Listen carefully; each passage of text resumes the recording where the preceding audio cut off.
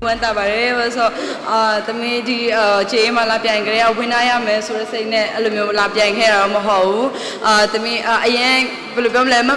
မျိုးမရေးခဲ့ဘူးပေါ့နော်မမျိုးမရေးခဲ့တဲ့အရာကိုသမီး we love တွေဘယ်လိုပြောမလဲကျူးစာအားထုတ်မှုကြောင့်ပေါ့နော်သမီးဒီနေ့top 3လဲဝင်နိုင်ခဲ့တယ်ပြီးတော့ဝင်နာစုလည်းရတဲ့အတွက်ကြောင့်မလို့အရင်ပြောပါတယ်အရင်လည်းကျေးဇူးတင်ပါတယ်အားလုံးဖျက်ရှင်တာရဲ့ကောင်းချီးပေးပါစေလို့ပြောချင်ပါတယ်ဟုတ်ကဲ့ကိုဝင်နာရမယ်လို့မထင်မိခဲ့ဘူးမလည်းမမိုက်ခဲ့ဘူးပေါ့နော်ဒါပေမဲ့လူချင်လားဆိုတော့လေလူချင်လားလို့မေးလို့မလူချင်တာတော့မဟုတ်အရင်လူချင်တယ်ဝင်နာကြတော့လေဟိုဆိုရန်ကုန်မှာလည်းအိမ်မရှိတော့အိမ်ရမှာဆိုတော့ကွက်တီလေအဲ့တော့ဘယ်လိုပြောမလဲငါဝင်နာရမယ်ဆိုတဲ့စိတ်မျိုးတော့မထားဘူးဒါပေမဲ့သမီးခရစ်စမတ်နေ့မှာပေါ့နော်သမီးဖျားတခင်စီတောင်းခဲ့ဖျားတခင်ပေါ့နော်သမီးဒီဝင်နာစုကိုခရစ်စမတ် gift အနေနဲ့သမီးလိုချင်တယ်ဒါပေမဲ့ဖျားတခင်အလိုတော်တိုင်းဖြစ်ပါစေဆိုပြီးတော့သမီးအလိုတော်ဝန်ခံခဲ့တယ်ဒါကဘာသာရေးတရားပြောတာမဟုတ်ဘူးသမီးရဲ့ဘယ်လိုပြောမလဲအဲ့ဒီပြန်ပွဲမဖြစ်ခင်မှာသမီးဖြစ်တည်တဲ့ပုံစံပေါ့နော်ဒီမှာဖွင့်ချဖြစ်ပါတယ်လို့ထင်မလေးကြဖို့လည်းတောင်းဆိုပါတယ်ဟုတ်ကဲ့ဒါပထမဆုံးဝင်နာဖြစ်တဲ့ပထမဆုံးမိန်းကလေးဝင်နာဖြစ်တဲ့အခါမှာသမီးအနေနဲ့ကြည့်မယ်ဆိုလို့ရှိရင်တော့ဘယ်လိုပြောမလဲစကလုံးနဲ့ဖော်ပြလို့မရတော့အောင်ကြည့်ရောပေါ့နော်အရင်ကျင်းတဲ့အရင်လဲပျော်ရဲဒီလိုမျိုးဝင်နာတနေ့နေ့ကြလို့ရှိရင်ဝင်နာရလိမ့်မယ်ဆိုတဲ့စိတ်ကြီးကိုလည်းရောမမမှန်ရင်ခဲ့အိမ်မက်ကြီးပေါ့နော်အခုတကယ်ဖြစ်နေတာအရင်ပြောပါတယ်လို့အရင်လည်းကျေးဇူးတင်ပါတယ်အခုချိန်ဒီကမယုံနိုင်သေးပါဘူးလို့ဟုတ်ဟုတ်ကဲ့အခုအိမ်လဲပိုင်ဆိုင်သွားဆိုတော့ဒါကအမေရဲ့ဆူတောင်းချက်ပေါ့နော်အမေဟာဆိုလို့ရှိရင်သမီးတို့ကအသက်လည်းနည်းနည်းကြီးလာပြီဆိုတော့နေမှာအကြောင်းအမြဲထားဖို့လည်းစင်မပြေတော့မောင်နှမ၄ယောက်ရှိရောသမီးကတော့ဒီနေ့ကြောင်းပြီးသွားပြီပေါ့နော်ဒီနေ့ကြောင်းပြီးသွားပြီဒါပေမဲ့အငယ်လေးရှိသေးရဲ့မောင်လေးကလည်းတက္ကသိုလ်တက်နေရဲ့ကလေးတွေကလည်းရန်ကုန်မှာ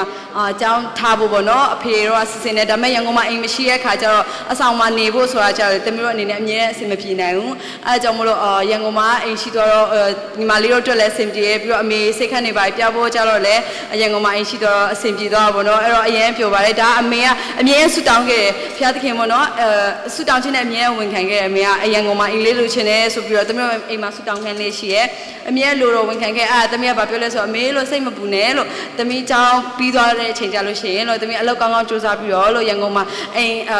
်တသေးလေးပဲဖြစ်ဝေပါမယ်လို့ဖေနဲ့စူးစမ်းပြီးဝေပါမယ်လို့ပြောတယ်ဒါပေမဲ့အမေကဘာပြောလဲဆိုတော့သမီးရဲ့အလိုတော်ပဲမြင်တဲ့ဝန်ခံပါတဲ့ဖျားသခင်ကကိုယ့်အတွက်အကောင်းဆုံးအမြဲပြင်ဆင်ပေးတယ်တဲ့အဲ့လိုပြောတော့ဒီနှစ်ကြမှာထူးထူးဆန်းဆန်းအိမ်ရပါတာဆိုတော့လေဒါအမေရဲ့ဆူတောင်းပြည့်သွားတာပေါ့နော်အဲကြောင့်မလို့နောက်ကနေပြီးတော့အမြဲဆူတောင်းပေးမမေရဲ့ဖေကိုဒီကနေပြီးတော့သမီးအရင်ကျေးဇူးတင်တယ်လို့ပြောချင်ပါတယ်အခုကသမီးတို့ဆူတောင်းချက်ဖျားသခင်နိုင်အောင်သွားပါပြီလို့ပြောချင်ပါတယ်အဲဒီဆူချင်းငွေကကျတော့သမီးစဉ်းစားထားကြတော့ဗါလဲဒီစေပုံလို့ရှိရင်နှစ်ပုံပေါ့နော်နှစ်ပုံကိုသမီး mission မှာလုပ်မယ်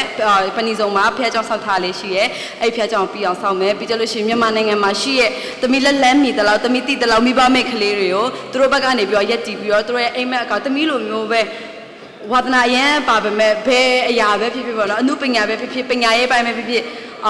အများကြီးမမွေးထောက်ပေးနိုင်ဘူးဆိုရင်တော့မှအနည်းဆုံး10ရောက်တော့မွေးထုတ်ပေးခြင်းနဲ့ထူးချွန်ပြောင်မြောက်တဲ့ကလေးဖြစ်နေပေါ့နော်ပြီးတော့သူတို့ဘက်ကနေပြီးတော့အမြဲရက်တည်ပြီးတော့သူတို့လိုအပ်ချက်တွေကိုsporting ပေးဖို့အမြဲတမ်းရက်တည်နေမှာပါလို့သမီးကမိဘမိတ်ကလေးတွေအတွက်သူတို့မိခင်အနေနဲ့သမီးရက်တည်ချင်ပါတယ်လို့ဟုတ်ကဲ့ဒါကကျတော့ပေါ့နော်သမီးတို့ဒီပြိုင်ပွဲဒီဝင်းနာဆောင်စားရကြရပေါ့နော်သမီးတို့3ယောက်စလုံးစီစဉ်ထားတယ်ဘယ်သူပဲရဝင်းနာဆောင်ရပေးဆိုမယ်ဆိုပြီးတော့စီစဉ်ထားတယ်အဲ့ဒီတချင်းစားရကြရလဲသူတို့နဲ့မတိုင်ပြင်ခင်ကြရလဲပေါ့နော်ဒီတချင်းကိုဗလဲအကုန်လုံးဆိုရမယ်ဆိုပြီးတော့သမီးစိတ်ထဲမှာလည်းမှန်းထားတယ်အဲ့တော့3ယောက်စလုံးတိုင်ပြင်တဲ့အခါမှာဝတ်တိဖြစ်သွားတာပေါ့3ယောက်စလုံးဟောဆိုမှာပဲလို့ဟုတ်ကိုအရင်ဆုံးစက်ကူးထဲမှာပေါ်လာတာဘုရားသခင်ပဲပေါ်လာဘာလို့ဆိုဒါလူအနေနဲ့တက်နိုင်တဲ့အရာမဟုတ်ဘူးဘုရားပဲတက်နိုင်တဲ့အရာဖြစ်တယ်သမီးဒီ state ပေါ်မှာလည်းတက်လက်တော့ကိုလည်းမမှန်းရိတ်ခဲ့ပေါ့နော်winner star လို့ပြောလိုက်တဲ့အခါမှာသမီးអော်လိုက်တာ thank you lord တလုံးပဲអော်နိုင်တယ်တခြားဘာမှမပြောနိုင်ဘူးပေါ့နော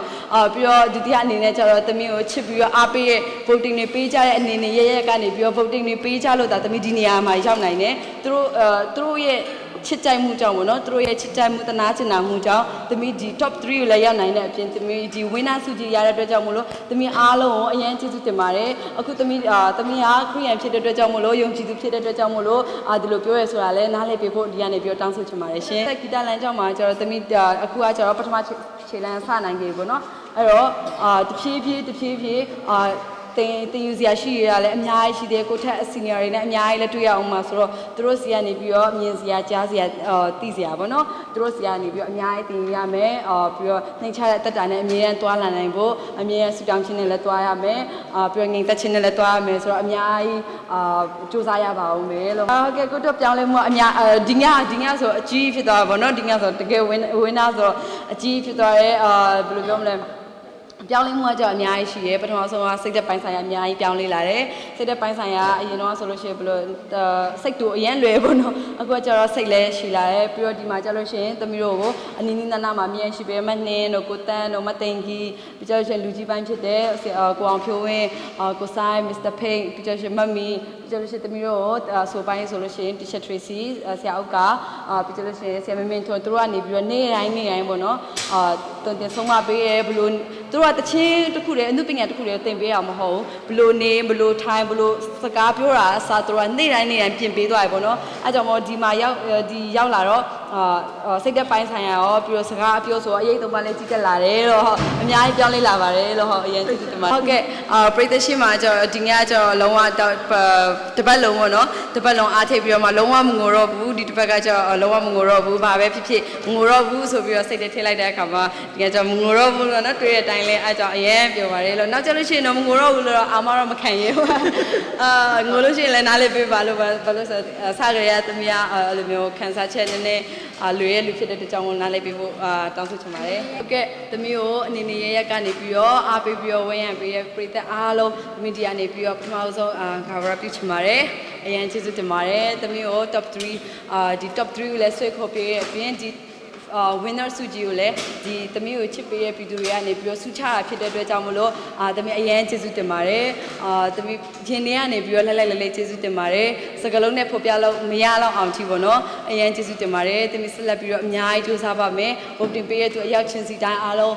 ဆုတောင်းပေးတဲ့သူအားလုံးပေးစကားပြောတဲ့သူအားလုံးဒီကနေပြီးတော့ဖျားတင်တာရွေးအစာမကကောင်းချီးပေးပါစေလို့ဒီကနေပြီးတော့ပြောချင်ပါတယ်